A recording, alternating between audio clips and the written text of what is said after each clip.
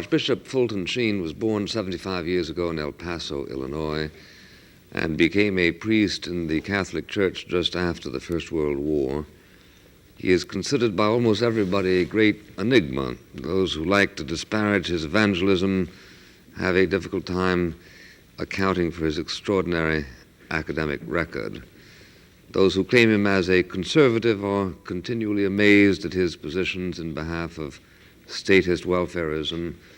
Those who have been inspired by his anti-communist lectures, which began in the early 30s, cannot understand his current calls for withdrawing from Vietnam. Archbishop Sheen has served as head of the Worldwide Department for the Propagation of the Faith. After that, he went dutifully to Rochester, New York, whence he has recently been delivered. In the early 50s, he began a network television show opposite Milton Berle, creating the scandal of the decade by beating Mr. Berle in the ratings, who subsequently reported ruefully that he had hired new writers, namely Mark, Matthew, Luke, and John. He is the author of 64 books. He is, in my opinion, the greatest preacher in English. Bishop Sheen is eloquently committed to the notion that whole nations have to pay a price to providence for their sins. He quoted recently from Abraham Lincoln, and I would like to ask him to explain what it was that A. Lincoln said, and B. what it was he had in mind in quoting Lincoln.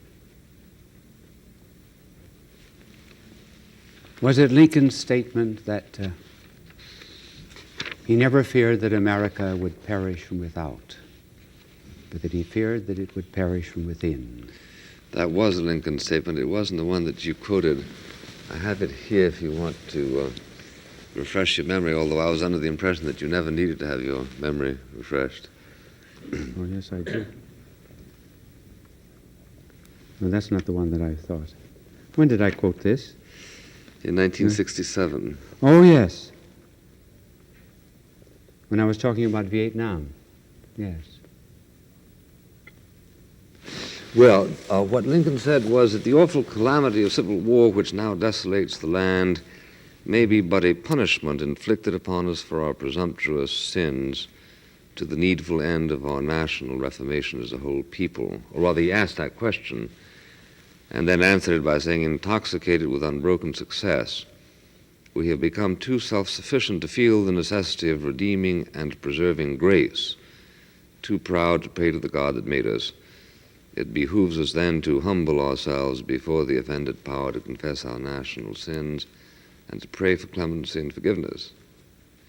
Now, do I understand you to be applying Lincoln's theological analysis of what it was that brought on the Civil War to the existing situation? Is the Vietnam thing to be understood as a form of national tribulation, which is in some way related to what we have earned?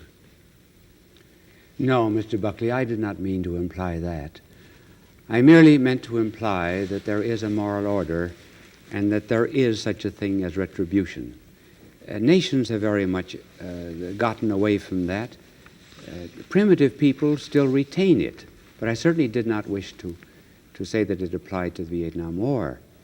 I had in mind, for example, something that a missionary told me some time ago about an injustice that they had committed, and that particular day they had stolen the missionaries' axe.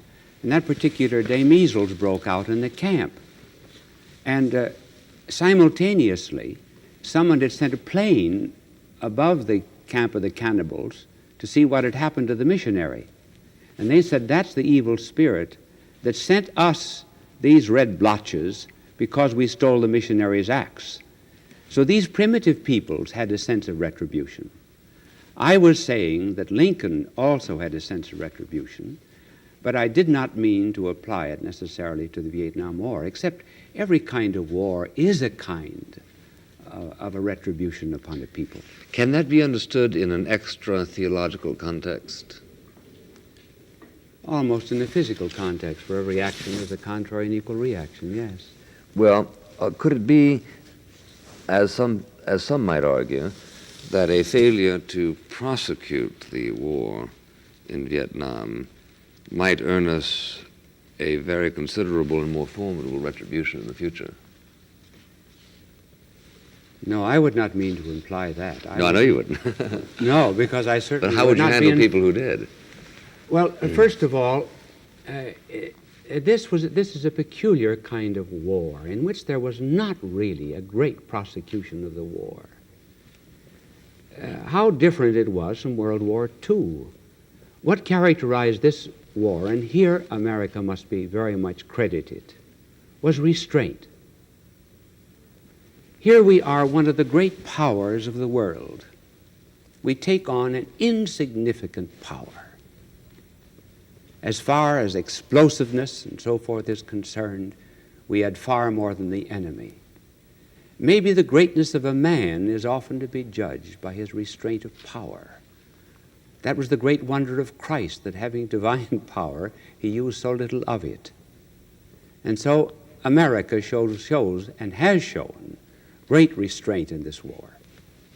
Well, but is it always commendable to use restraint? Or is restraint sometimes an expression of cowardice or lack of conviction? It can be both. First of all, one may not show restraint in order to absorb evil. Take, for example, turning the other cheek. If there are 10 men in a line, and I preach hate to them, and say, you must destroy your brother, and one man turns and strikes his neighbor, 2 strikes 3, when will it ever stop? It will stop only at a point when one man turns around and absorbs the evil. In that sense, restraint can absorb evil. From another point of view, restraint does not absorb evil. It sometimes may increase it. The crime certainly on our streets today, the turn of law by which there is compassion shown more for the mugger than for the mugged, more for the one who does the violence than for the victim. This is a kind of restraint which is not commendable and which I fear is bringing some trouble to our nation. Well, if you translate that into international terms, might it be argued that much too much international restraint is being shown towards those nations in the world which live by aggression and which preach a hatred and whose evil deeds might have been aborted, or whose careers might have been aborted a generation ago by the use of strategic power? You probably mean Russia, huh? Yeah.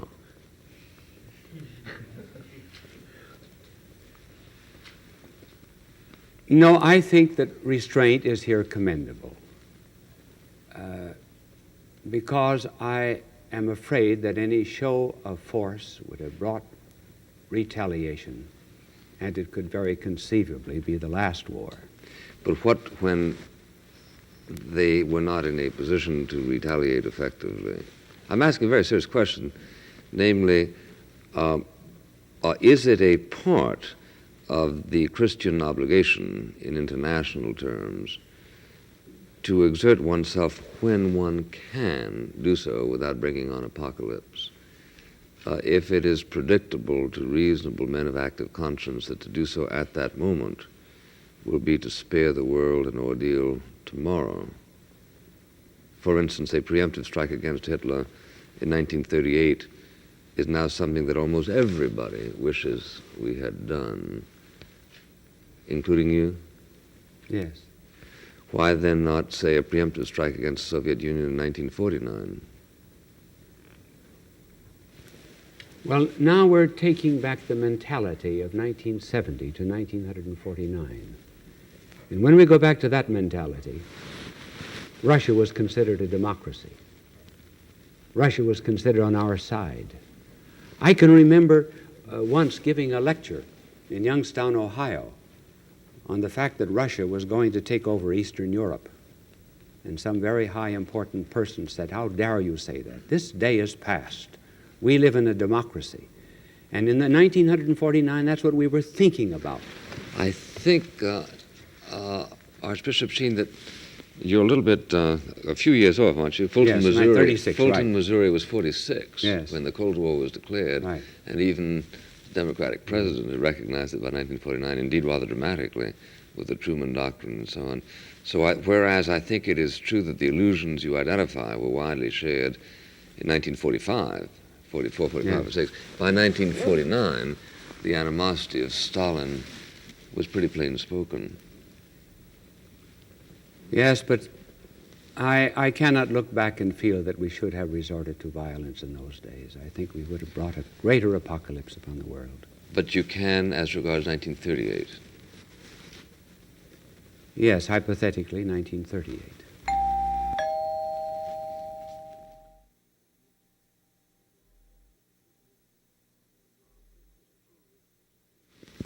Bishop Sheen, in your indictments of the American role in Vietnam, you have used the figure that it, in fact, is costing us something in the neighborhood of $1 million per death. Now, that has had the effect on most people of saying, what an unspeakable war. It has exactly the opposite reaction on me, because it seems to me that since everyone would agree that we have it within our power to kill people much more cheaply and don't, it does suggest that we are going out of our way to keep from killing people. If we are spending $1 million per death of a single enemy, then doesn't this suggest that the discriminatory apparatus that we are using is highly tuned? And isn't that a mark of civilization?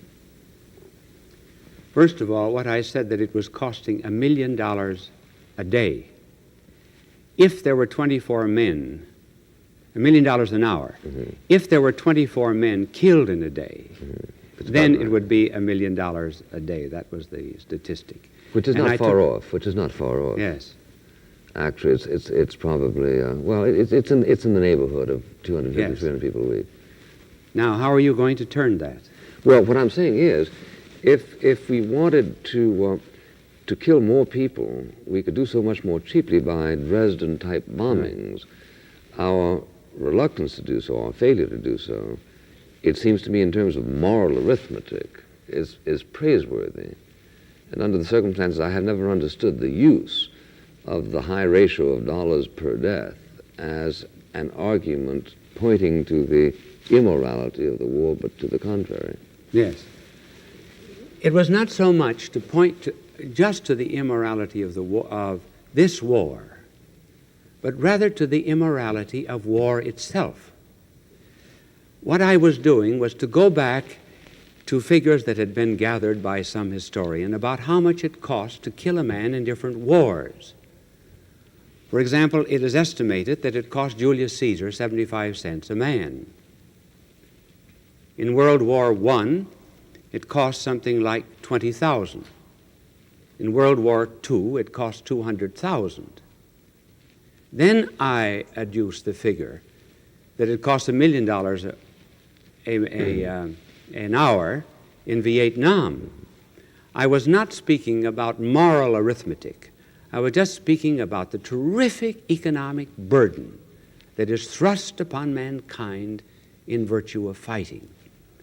So I would not, you're very clever, however, to draw that conclusion, that it was an evidence of our restraint, and I can see the value in the deduction, but that was not my purpose. But your purpose surely isn't to illegitimize war, is it? That is to say, do you not believe that some wars are defensible? In fact, some wars are imperative? Yes, I could see a reason for a defensive war. Yeah. If we were invaded. Well, then, therefore, it becomes a strategic question whether a particular war is a defensive war, correct? Yes. I mean, it becomes a theoretical question whether or not Vietnam does relate yes. to the defense of this. Right. And that, therefore, you would not criticize as a class those people who defend the Vietnam War. I certainly would not. However, you happen yourself to feel that the time is past when you would choose to defend it. Yes. And the statement that I made about it, Mr. Buckley, was about 3 years ago, when the statement was much more applicable than it is today. And furthermore, I was giving a Christian appraisal, not a political appraisal. And I was then speaking of what I had spoken of before, namely about the value of restraint. That I felt that if we gave up in Vietnam, we would have given a moral example to the world, and perhaps would have won the moral opinion of the world.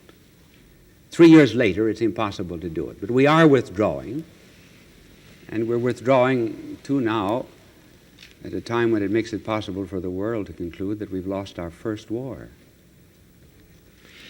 Well, let me ask you, sir, if I may, in that connection, to what extent does a nation feel a corporate Christian obligation to step in order to defend one's brother, using the metaphor national terms?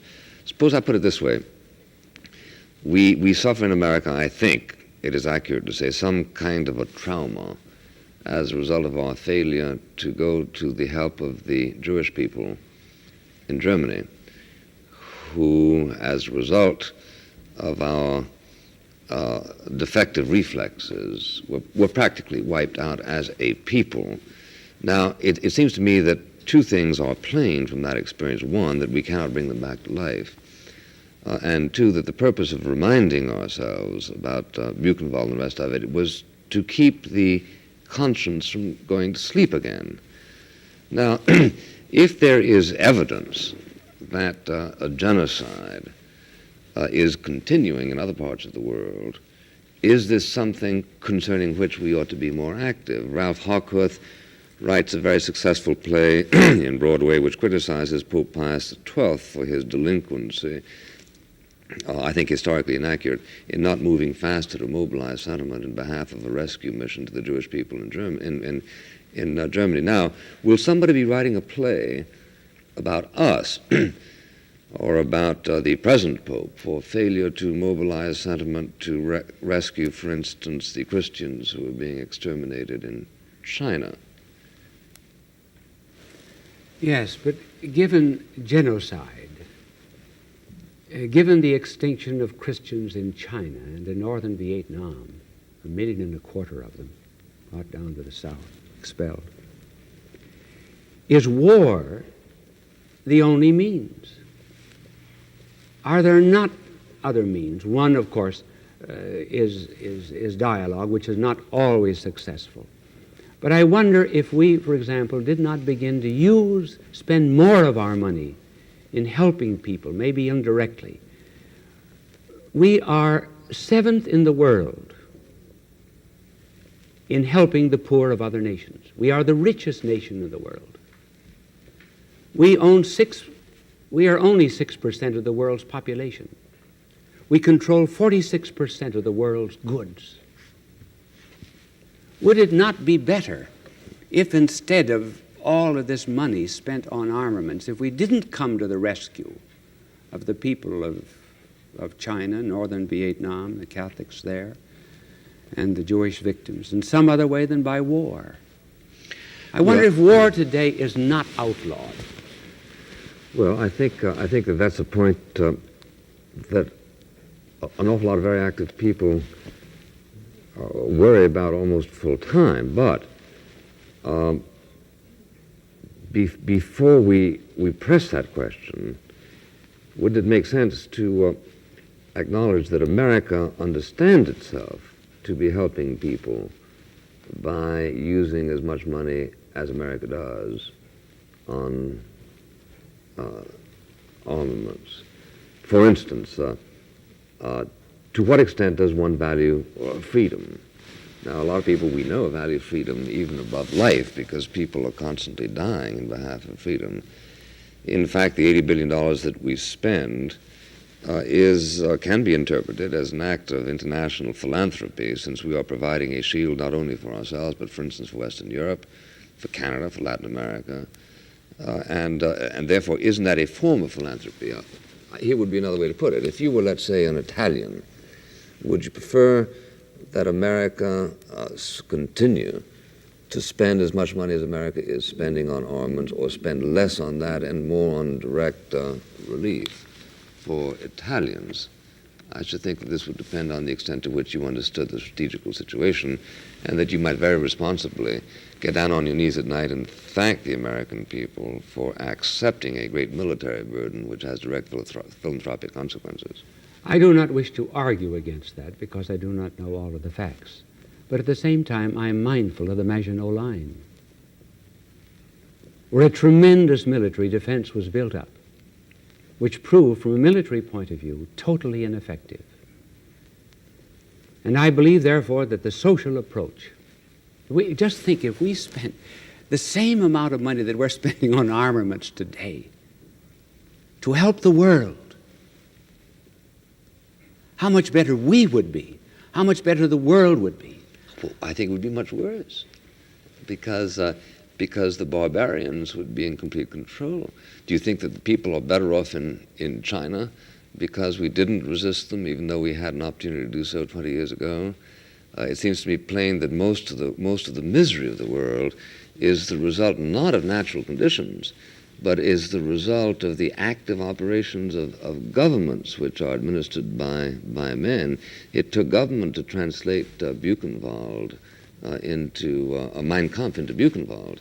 And under the circumstances, isn't America's unique challenge to accept the political responsibility and the military responsibility?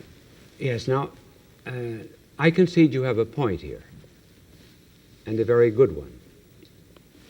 One, because governments have no eternal end. They have only a temporal end. And being such, they have to use temporal means in order to attain it.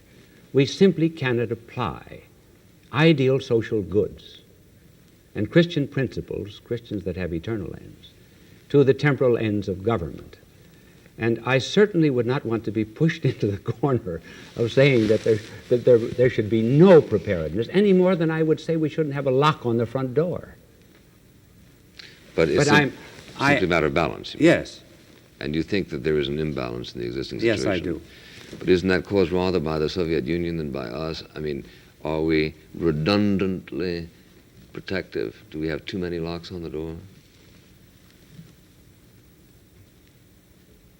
I don't know. That's a matter of fact and statistics. I wouldn't know.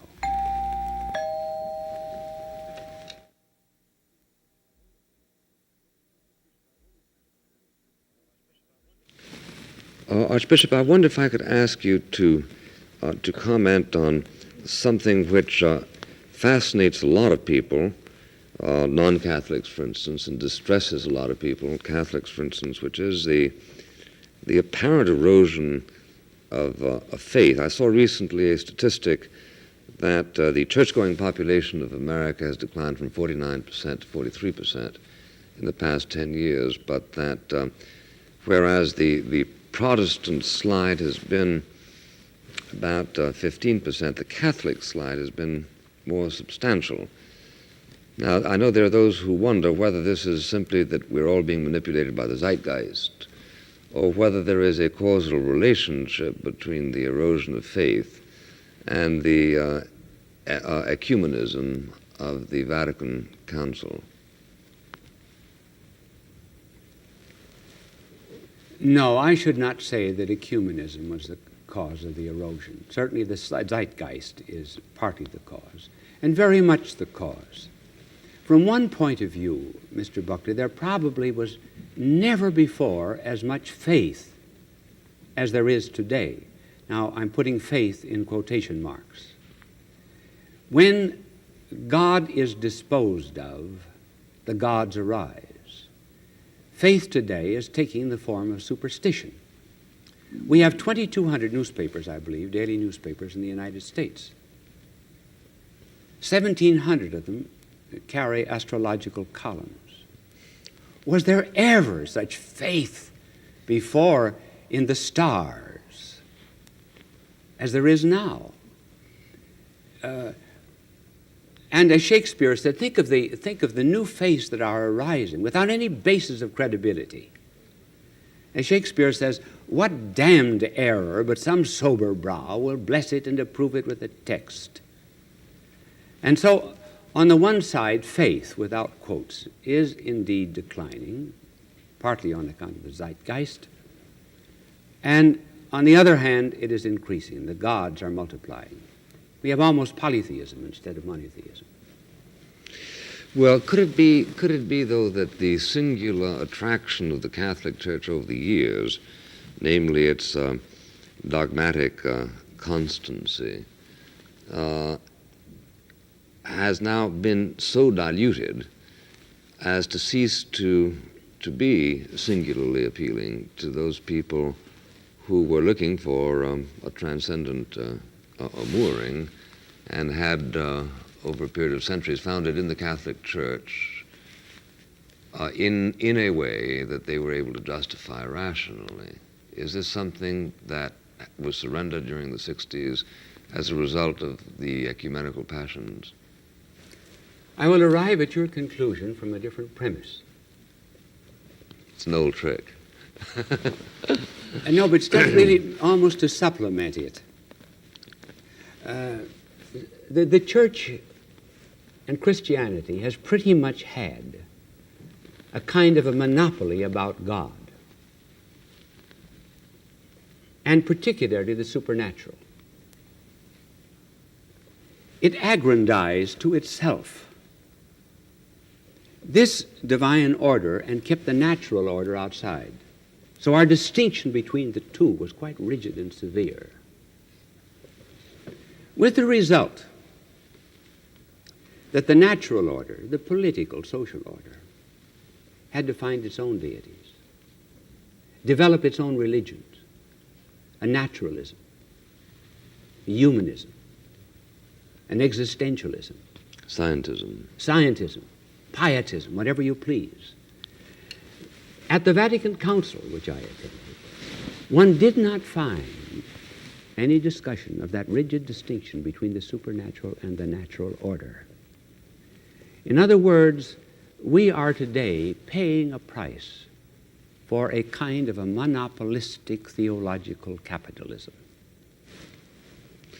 Well, is it a price that in fact yields to the very, very old passion of many people to immanentize the eschaton and to utopianize the world? Are we in fact attempting really a secular idealism to which much of religion has shrunk? Yes, the secular, of course, has indeed a great appeal today. But there's a reaction against that. Who is more dead today than Harvey Cox's Secular City? Because the Secular City didn't turn out to be quite as idealistic as Harvey Cox thought it was. And even in the secular order today, look at those who are trying to find hope. For example, Jürgen Moltmann, the Lutheran German theologian who has written so much about hope, says that he went into Prague one day to attend a communist congress. And he picked up a copy of Time. And on the cover, God is dead. He went to the Communist Congress. The programs had already been printed weeks before, and the title was, God is not dead, quite dead. Then he went to a Communist Congress in Marienbad in Czechoslovakia, where there were Protestants and Catholics and communists in discussion. All of the Protestants and the Catholics talked about the necessity of the church getting into the world, immanentism, involvement, secularism. What did the communists talk about? Transcendence. And now even time has changed its cover on God is dead. Yes, he might not be, right? It may not be quite dead. Abby Hoffman says God is dead and he did it for the kids. Well,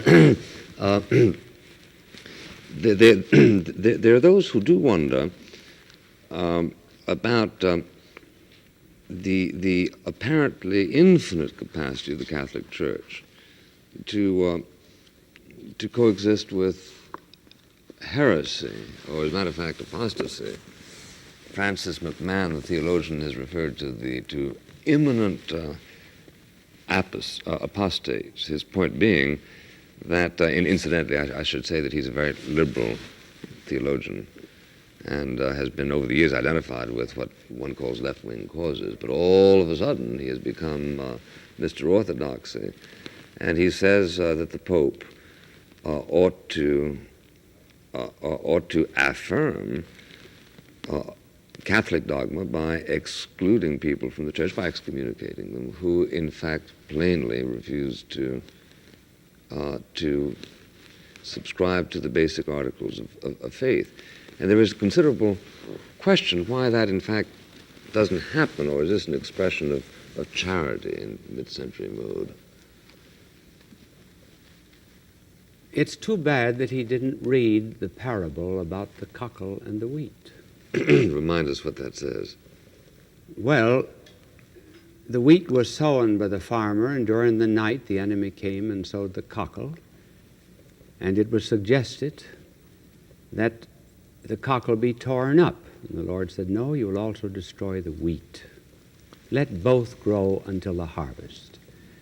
We must remember that the church is not just made up of saints, it's made up of sinners. And if it were made up for saints, there wouldn't be any room for me. We wouldn't want that. Do you mind if I go on water power as well as wind power Yes, for a sir. while?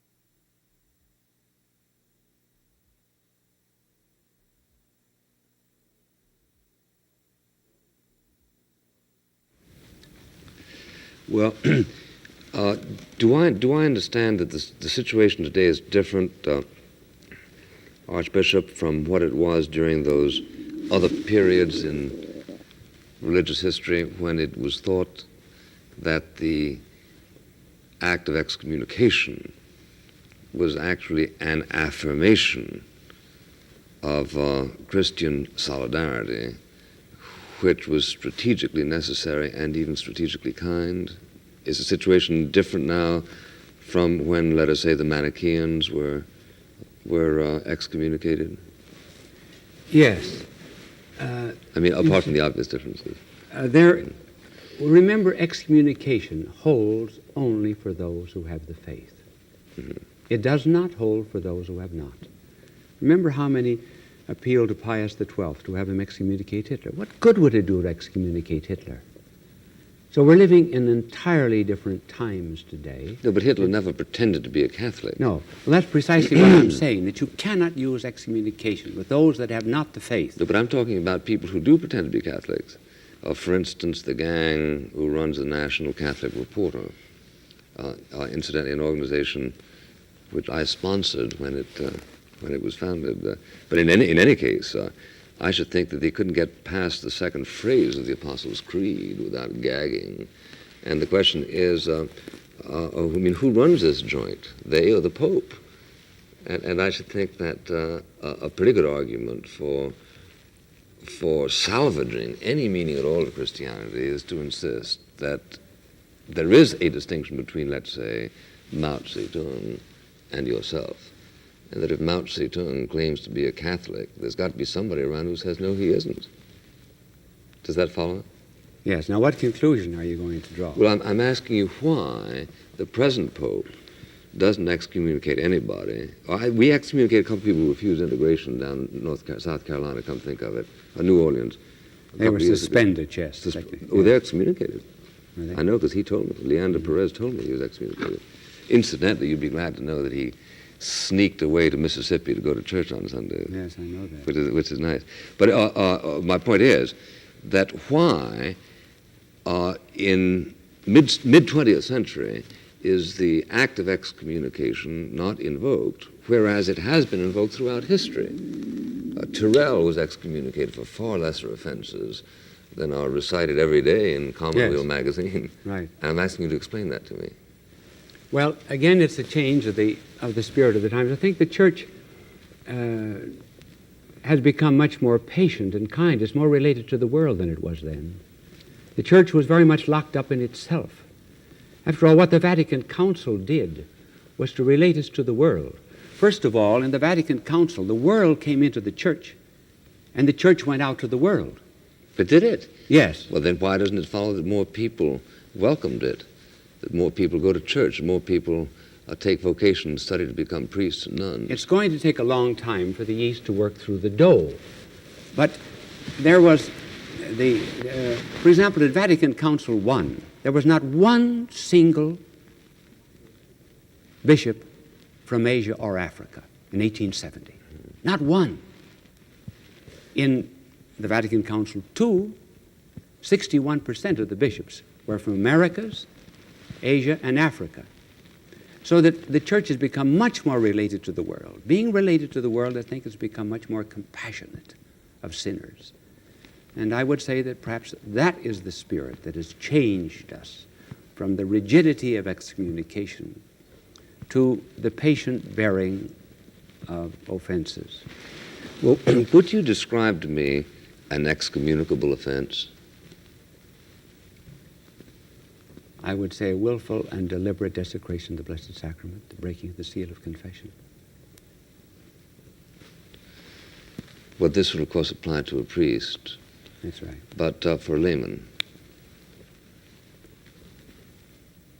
Again, desecration of the Blessed Sacrament could apply to him.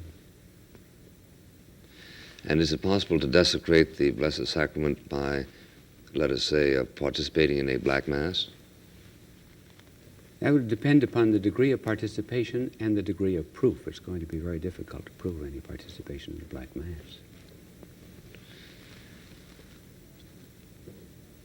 If an individual says, I cannot believe in the divinity of Christ, is that an excommunicable statement? No. The church would not excommunicate a man for saying that. It would not be a true statement, but it would not be excommunicable. Mr. Greenfield. Going back to what you were discussing earlier, I get a sense in recent days of a kind of much sharper separation between what I used to think of as religious conscience and the so-called real world, the natural world. And I think of it in political terms, I have to admit. It seems that most Americans are more upset by the fact that, for instance, newspapers discussed what happened in Song Mi in Vietnam, the killing of women and children, than they are about the actual episode that American soldiers allegedly, almost certainly, gunned down women and children in cold blood. A sense that almost that we've come to a point in America where if we can dehumanize other people enough, we don't really care what happens to them, whether we call them Black Panthers or whether we call them dinks or gooks in Vietnam. Do you think that perhaps at some risk to itself that the church might have to begin reaffirming, if not the Christianity, at least the humanity of people that we don't like to think of as very pleasant people, say communists or Black Panthers or radicals? No, I'd agree with you absolutely. Because, one, there is a great potential, even in the enemies. Take, for example, Paul. When Paul was persecuting the church, within five or 10 years after the resurrection, I am sure that there must have been thousands of Christians who were praying that the good Lord would send a good case of coronary thrombosis to Paul. Get rid of this enemy. Here was a learned man. The rest of the men were all fishermen except the one man who came from Judea, who was on the right side of the tracks, namely Judas. Here was a learned man, and they must have said, send somebody to answer Saul. And God said, all right, I'll send somebody to answer Saul. I will send Saul. So in answer to your question, I agree with you, yes. We must get back to the human and to see the divine image in everyone. Would you think, just to follow that up in more immediate terms, that it might in fact be necessary for the church to take some rather unpopular positions when it does in fact reaffirm the humanity of people who other people do not Almost every regard as position the human? church takes today is unpopular. Ms. Sinkowitz. I've noticed lately a lack of the idea of community worship in the average parish church around somehow the satisfaction of worshiping together like the early Christians had seems to be missing in a rather perfunctory, I have to go to Mass on Sunday kind of thing. And at a lecture by Clive Barnes that I attended recently, he mentioned an interesting idea that religion used to serve the purpose of this community gathering, and that now that this is passing, people are looking for that in other things, the football game type fraternity spirit, the rock concert, and things like that. Do you think that this lack of community spirit could be a reason for the decline in attendance at church that Mr. Buckley was speaking of? Yes, it could in part. But something to remember, Miss, is that the world is always on a teeter-totter. And just as in literature, we had one moment the classicism of Dryden, then we got into the romanticism of the late poets. So in religion, we had too much emphasis on the individual, complete neglect of the community. Today we got a cry for community. We must all get together, boys and girls. And this indeed has to be emphasized. Now it is being so emphasized. We've got to keep balance. That the individual is alone, too. That he's also got to save his own soul, as well as saving the community. That while there must be much more relevance in the world, we also have to have considerable irrelevance. Because there are some things we think about in our own heart that have relations to the transcendent. And there must be a place for this. We cannot so emphasize the community that we're like a drop of water in a glass of wine, absorbed in even a spiritual kind of totalitarianism. And while this has to be stressed, I'm only saying, watch the balance. Let's not go overboard with communism and forget that there's such a thing as the individual. Mr. Burrs. I'd like to talk about a problem that I think the church has found itself related to, and that's the urban crisis that we have right now. And certainly we're all aware of it. And recently there's been talk about the church's non-commitment to that crisis. And I think we have examples of it in all the cities. And one problem that relates to property that the church owns. Let's take the property that isn't specifically a church or a rectory, but that is used for private enterprise, that is not taxable. Do you think that the church, in a similar way that you talked about the government before, should make a recommitment, a monetary commitment to involve itself in the city? Because it would seem to me, in relation, for example, to the extent of land that the church controls in the District of Columbia, that there is a lot of good tax money that is certainly necessary to feed, house, and run the city that seems to kind of trickle away and that people never get a hold of. That's a very good question. There are really two points to your question. One is the church and its relatedness to property, and the other is the church and its relatedness to the urban problem. First of all, as regards property, the church doesn't have nearly as much wealth as is generally assumed. But as regards property, which you mentioned, I think that we must make a distinction, one, between that which is used for religious purposes, like schools and churches. Two, that property which will be used within a period of 3 or 5 years for religious and social purposes. And thirdly, property that was not within the planning of 3 to 5 years. That, I think, should be on the tax roll. That for property. Now then, as regards the urban crises, it's rather popular to say that the church is not interested in the urban crises. I I came from a diocese where we paid $639 a day to just the urban crises of one city alone. $639 a day, 7 days a week, where simply because there was nothing being done for housing, we went out and bought 19 houses for blacks that had families and they were living in impoverished conditions. Unfortunately, the church has no megaphone and has not been able to express all that it is doing for the urban crises.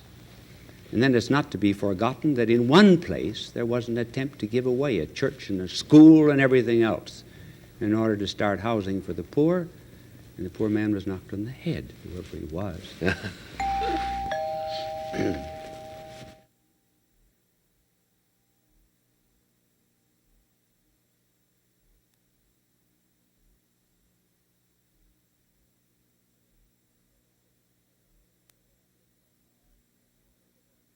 Mr. Greenfield. I was going to ask you about whoever this man was, because it was an impression, Mr. Buckley, with sorrow, and myself with some happiness, share it, that you began your public career in a reasonably orthodox tradition, okay, political and theological, and that in recent years, particularly up in Rochester, there seemed to be a shift of direction into this kind of activity that you described. And I wonder if you could just, if it's a fair question, to tell us what led you to that decision that you were First, going to take. you're assuming that I'm an entirely different clock at 6 o'clock in the morning and 9 o'clock at night. No, just the I time am is not. different. Actually, the change was not in me. The change was in what was outside. The sun shines upon wax and softens it. It shines upon mud and hardens it. And the seeming change in character is often due to the environment that surrounds him. I was no different. Well, there were hungry and poor people in the 50s as well as the 60s. Listen, there's a great deal of difference, my dear Mr. Greenfield, between the poor of 50 and the poor of today. And this is something of which we have to take cognizance. They're angrier. Yes, but today, the big difference is the poor today know they are poor. That's the great difference. Let's think of it. You mentioned that the church is trying to change with the change of the spirit of the times, but that it'll take time, like waiting for yeast to go through dough. But so many parishes, church on the local level, seem to be living in the past, where you have a pastor who keeps on preaching that dances are horrible, terrible things that are leading the children away, and that girls should stay in the home and things like that. This kind of thing seems to me to be alienating the youth, and that the time that it's going to take for this yeast to spread through the dough is just not going to be soon enough, and that so many people are being lost. What can be done about things like that? Well, first of all, I think there are very, very few priests who would be opposed to dancing. I don't know any in any case. But you are quite right in saying that there should be a change. But something to remember is this. You cannot put a bomb under a baby and make it a man.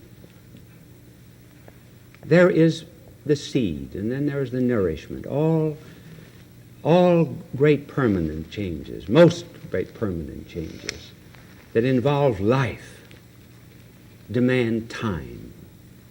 We live in an age of immediacy. It's got to be aspirin, immediate relief. Listen to the clock tick. If you'd only taken that aspirin 5 seconds before now, you wouldn't have a headache. Now you're all smiles because you took it a little early. Instant coffee. Everything has to be instant. And then it's instantly forgotten. So I agree with you. I'm always trying to strike a balance. I agree with you in saying that, no, we're beyond those who take this position that there should be no dancing and so forth. But on the other hand, we must allow for a certain amount of growth. I asked Archbishop Agide in Seville a few years ago how they were getting along without Cardinal Segura, who had died a month or so before, and she replied very piously, well, since the Cardinal died, he and we have passed on into a better world. So that was a nice way of saying it. Mr. Burris. Yes, pursuing that last question, it seems to me that one of the beauties and the strengths of religion is oftentimes tradition, the good parts of the traditions, and certainly we have to make that distinction. But in viewing such things as the folk mass and the jazz mass, and all these attempts that it seems to me various factions of the church have made to get into it, that they've kind of petered out, and maybe that these things form a percentage of that drop in church attendance, and I was wondering how you feel about that. You mean there's a decline in the folk mass and so forth? Well, my personal feeling is that it really, not that it's not appropriate, but that it's not effective, and that it's the traditional thing that really is the strength of religion, the attempt one makes to grasp. I was surprised to hear you say demand. that, because I have heard some evidence, too, that there has been a decline. Now, as regards your expression of tradition, tradition is a memory. Law has precedent. An individual without memory is suffering from amnesia. A church, a nation that has not a history, is apt also to be without memory. So children are born into the world to give us novelty. There are old people that are born into the world to remind us that there is such a thing as a heritage. And again, we have to keep both together, the nova and the vetera, the new and the old. And do you think that the dissatisfaction with the folk mass is related to what Mr. Burrs said, that people are discovering that they did not go there for that kind of experience of just a few seconds? I'm not so sure. He could answer that question better than I could. I'm afraid he doesn't have time, but thank you very much. Thank you all. Thank you, members of the panel.